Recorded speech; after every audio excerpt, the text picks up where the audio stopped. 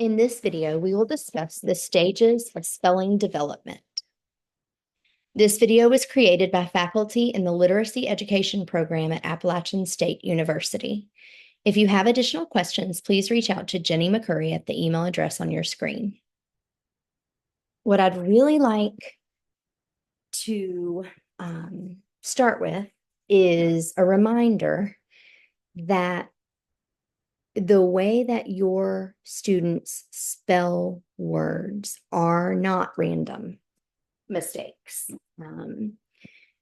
You can learn so much by taking the time to really look at their errors and think about them and ask questions as to why they are spelling words in the way that they are.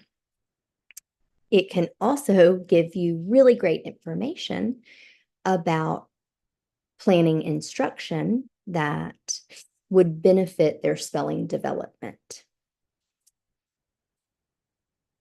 These are the developmental spelling stages that children progress through, beginning with the emergent stage and moving into letter name, early and late letter name stage. Then comes within word, syllable, and affixes, and then the last stage is derivational relations. This would be an example of how an emergent speller might, of what their writing might look like. Okay, so you see in the first box that Haley has written something that to her conveys meaning. It says all the birdies, even though to you and I it might look like scribble or just chicken scratch. To her it means something, and that tells us that Haley has an awareness that lines on a page carry meaning. And so there's a good chance Haley has been read to and that she likes birds.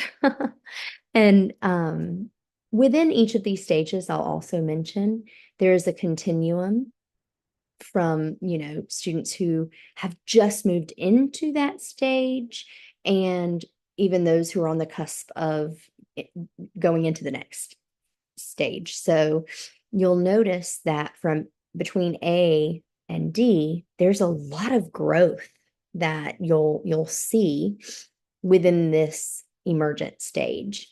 As you can see in the third box, I think Cameron has tried to write her friend's name, and her friend's name is Jasmine. And I would guess that that's a picture of her friend Jasmine. And it seems like she heard a couple sounds that she was familiar with and was able to represent the corresponding letter for that phoneme. And then she tacked on a couple extra letters. And in the very last box, it looks like a student has first listed some words that maybe they have committed to memory, but then they've also drawn some pictures and labeled those with perhaps letters or sounds that they're learning. Then we move into letter name. This is an example of what early letter name would look like. And I'll read to you what Ellie wrote to her sister, Meg. It's a note that says, "When are you coming?" And what I'll tell you is it's called letter name because students are going to base the way that they spell words on the letter name that they know and not necessarily the sound that that letter makes. They haven't progressed to the point where they know every letter, they know every sound, and they are able to consistently represent different sounds with the correct letter. So when they say when they hear Y, and they wrote down a Y. Well, you and I know that when begins with a W. And so right away, I know that this child is a letter name speller because they are basing their spelling on the letter name. When are you coming? R is R, U is U, right? And so that's what makes sense to them. And then this would be middle to late letter name. Again, from this to this, you see a ton of growth within that stage. And here you'll notice that a lot of progress has been made. We're focusing on spelling, but also in, left to right, the spacing, the handwriting, and all of that. So that's important too. But you'll see that for the most part, they're getting some sight words. They're getting a lot of the short vowel words, not all of the short vowel words, and they are using but confusing the words that have long vowels, such as really, great, time, words like that. Here is early within word. We've got the short vowels at this point. I see that they missed ball, but that's an outlier. All is tricky. I see that they've gotten some R controlled vowels.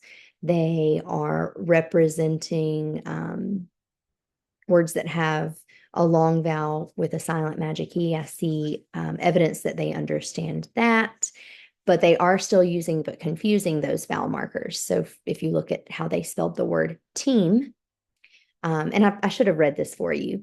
My team won the soccer game. I was the ball girl. We had to use cones for the goal. Every time the ball went down the hill, I had to throw them another ball. But you see that they don't, they haven't been taught or haven't learned or mastered vowel teams like EA in the word team. And there are places where they are using silent magic E, and then there are other places where they missed it, like in the word cones. So they're using but confusing that skill. This would be a child who is considered within the syllables and affixes stage of spelling. And you'll notice that there are some age ranges listed on each of these. Those are just, that's what it is. It's an age range, and that is a generalization. And so there may be kids that are much younger who reach this quicker, and it may take some children a lot longer to get there. And as for the very last stage, some people never get there. Some people stay here in syllables and affixes. So I'll read this one to you and then we'll look at it. We went out west last summer. So there's our first error. And what I'll mention is that usually the errors for this stage, they occur at the syllable juncture, which is exactly what happened here in summer. This child does not understand why we need a double consonant, which would be to protect that vowel, because right now that says sumer, and sumer is not a word that I'm familiar with. I need to double the consonant to protect the short vowel in the first syllable of this word.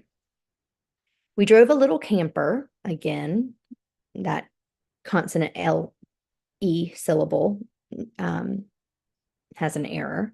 We stopped, again, I guess I should say stoped, but they meant stopped. We stopped in a lot of national parks and went hiking in the mountains. It was really cool. So with this child, I would work on making sure that they understand why we need that double consonant, and also E drop when adding suffixes that begin with a vowel, such as ed or ing. And the last stage, which I know I've already mentioned, some people never actually get to, is derivational relations. And so this is where they're not necessarily still sounding out words or basing it on the letter name or any of that. They're ready to be taught that there are words that are spelled a certain way based on meaning, and that the spelling of those words is usually consistent, even if the sound doesn't correlate. So let's talk about that. Math is not my favorite subject. Okay. It sounds like this, favorite. That's how I say it, at least. And so they're basing your spelling of the word on the way it sounds. But if they know that the word favorite contains the word favor, and they understand what that means, right? I favor chocolate over vanilla. It's my favorite. I favor it. And I know that favor has an OR. It's always going to have an OR, regardless of if the pronunciation changes, the spelling is consistent. So math is not my favorite subject, and I don't always enjoy it. Math homework is usually okay. It's been mostly easy and some challenging. The hardest part of math class for me is division, because it's hard for me to split things into different numbers. Also, big problems are hard for me, like 368 divided by 7. I don't know. Last year, the sixth graders did cool stuff like cook and make recipes with half of the ingredients. So this child is ready to look at maybe some root words, some prefixes, suffixes, putting words together, and so on. You'll notice from this visual that there's a developmental continuum for reading and writing and spelling, and it all progresses together. It's all reciprocal, and it's going to progress